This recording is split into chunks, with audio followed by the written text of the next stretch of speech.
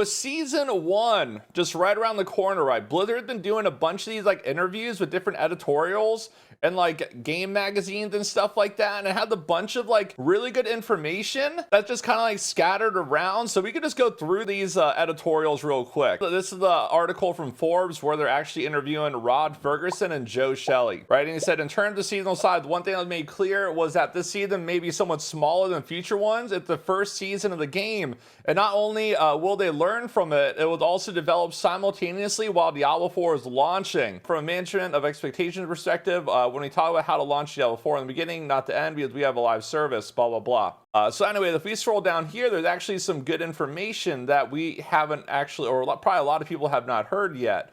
They just go into like some battle pass details and stuff like that. Also 100% confirmed, I've been saying this for a while, but Pez Radar, in terms of the battle pass, right, if you bought the ultimate edition of the game, you got a free battle pass. They communicated this to me, but they didn't communicate this outwards, and I just regurgitated it to you. People that purchase the Diablo 4 Deluxe Edition and Ultimate Edition of the game receive 1 premium Battle Pass unlock. You'll be able to activate it via Battle Pass menu after you start a seasonal character. It can be claimed for Season 1 or future seasons.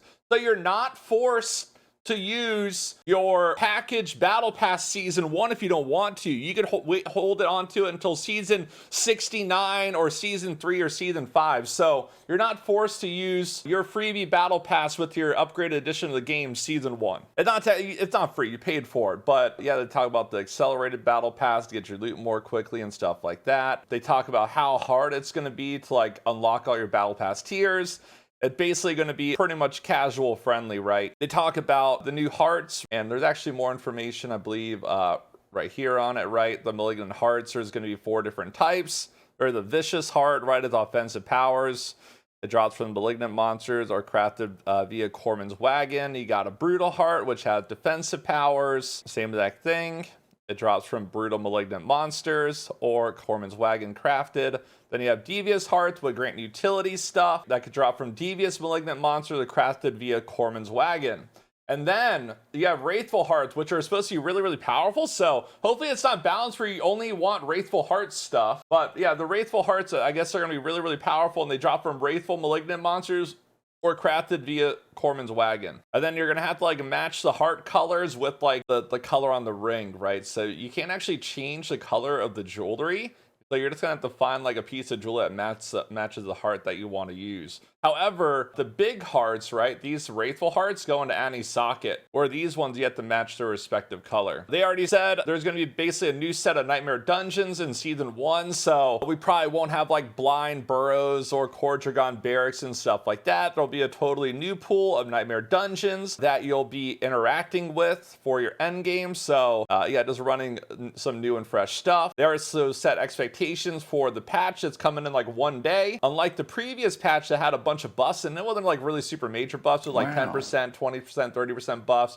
It changed stuff a little bit. They said we are going to get nerfs, so basically expect some things to get nerfed. Expect nerfs, not only buffs this time around. They're going to try to equalize some overperforming things and hopefully buff underperforming things, right? And then also make some good changes to the game. They also said there's going to be 1 new uber unique item that's coming this season. Maybe it's like Stone of Jordan, something iconic, you know, maybe something iconic from Diablo 2 or Diablo 3, or maybe some totally new original item. I still don't like the scaling or the drop rates of the uber uniques. The uber unique drop rates is way, way too low. It's not even something that you look forward to dropping or you could deterministically farm. Realistically, I'll probably be level 100 IRL before I ever find one. But there will be at least 1 new uber unique item that will be dropping. And they also talk about uniques, because a lot of people are like, hey, what's up with uniques? They're kind of like shit. They said, I asked about why a lot of uniques feel underpowered compared to legendary counterparts, and he said that uniques are not meant to be the ultimate level of gear necessarily above legendaries paired with aspect. They're supposed to slide along certain builds to make them unique rather than outright better than anything else. It's not just you must get every unique to have every viable build option system that we've seen in the past. So even with that being said, what the hell is the itemization on some unique items, right? Like, it's like you have boots without movement speed. You have like these unique items curated for a specific build or specific skills, and it doesn't even have like affixes that are correctly synergized that work well with the build, right? So I still think they need to do like a pass through on the unique items and just like redo the stats on them.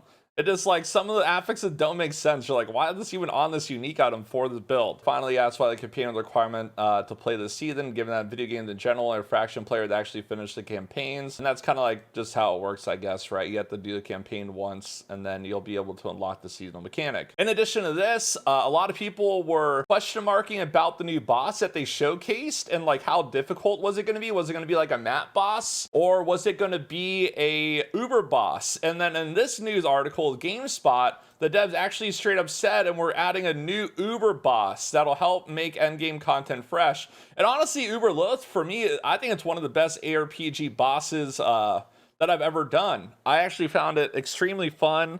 It was challenging. There was some like bugs with the fight. There was like some hitbox issues, but yeah, we are gonna get like a new pinnacle endgame encounter.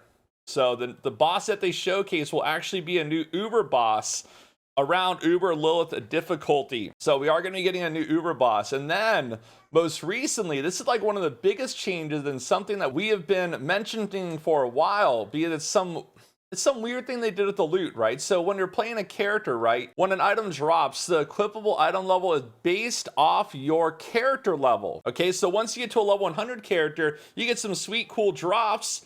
In order to use that item on like a new character, if you want to make a new build round, you have to level that character up to level 100.